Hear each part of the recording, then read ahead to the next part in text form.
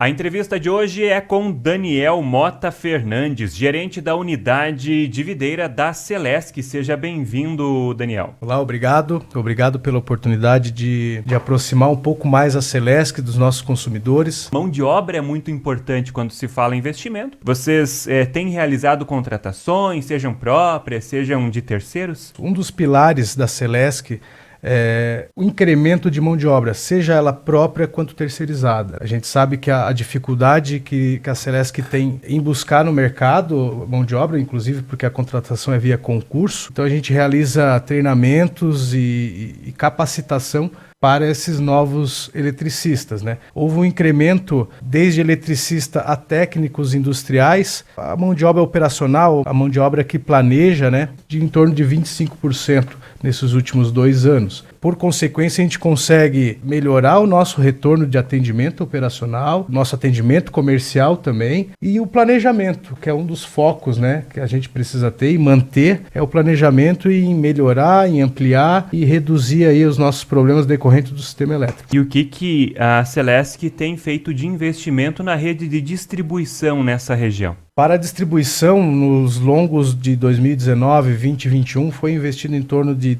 9, 10 milhões de reais. Para esse ano de 2022, a Celesc tem previsto 25 milhões de reais em obras estruturantes da distribuição, tirando, é claro, as ampliações e melhorias que já é de um contrato que a gente já tem vigente, né? Desses 25 milhões, 13 serão aplicados via Celesc Rural, via crédito de CMS, isso é um programa do governo do estado, né, aprovado pela Assembleia Legislativa, que ao invés da Celesc repassar o crédito de ICMS, converte isso em obras. E esse recurso está sendo investido diretamente na ponta, né, que é o nosso caso. Atendimento aos produtores rurais, a quem fomenta realmente a agroindústria. 13 milhões Celesc Rural, são 6,6 milhões interligando o município de Rio das Antas a Caçador, que também possibilitará a gente interligar a subestação Caçador com a subestação Videira, que foi um dos gargalos que limitou o nosso atendimento a Caçador na época do ciclone, né? Outra obra com 2 milhões e meio com relação ao bairro São Miguel, que é um bairro muito populoso de Fraiburgo. Hoje ele tem uma rede radial. A gente vai poder reformar todo aquele sistema, o principal, o tronco trifásico, e fazer uma interligação com o bairro Liberata, para a gente poder automaticamente realimentar uma parte do bairro quando gerar algum problema de desligamento de energia, né? Outra obra que a gente vem aos poucos reformando, outro alimentador, é entre Arroio 30 e Omerê. Então tem vários trechos que já estão em execução e serão executados nos próximos programas de obras da distribuição, que é a reforma gradual também desses alimentadores. Isso é mais macro, né? Agora vamos pegar o Celesc Rural, você vai ter obra em praticamente todos os municípios. Daniel, agora falando em planejamento,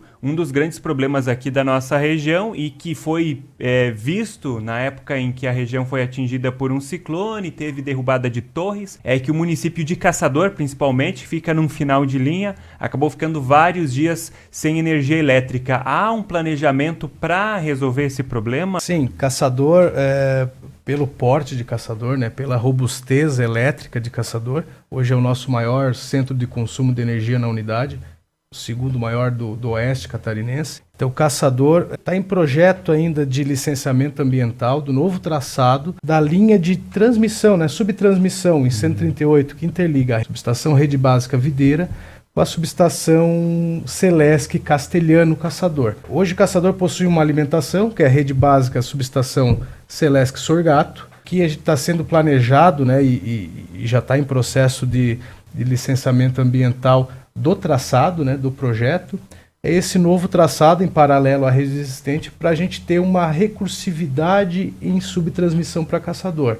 Não ter esse gargalo, né, desse sistema radial para Caçador. Tendo esse investimento, se falhar uma rede, você tem a outra como alternativa. Nós conseguiríamos alimentar Caçador pela outra subtransmissão via subestação Castelhano. Interessante.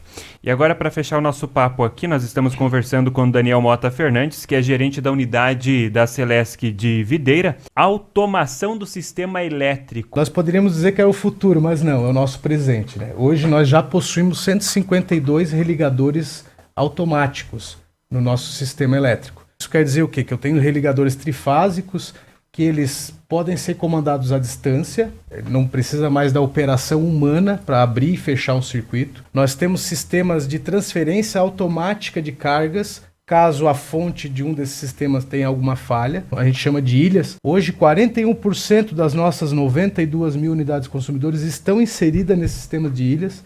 Então, se a tua fonte principal houver uma falha, o próprio sistema se modula buscando um sistema alternativo de alimentação, isolando praticamente somente o local do defeito. Nós temos religadores monofásicos que a gente utiliza mais em área rural, que são chamados trip savers. Nós conversamos com Daniel Mota Fernandes, gerente da unidade de videira da Celesc. Obrigado pela participação aqui no RBV Notícias. Eu que agradeço novamente a oportunidade e me coloco à disposição da sociedade para maiores esclarecimentos.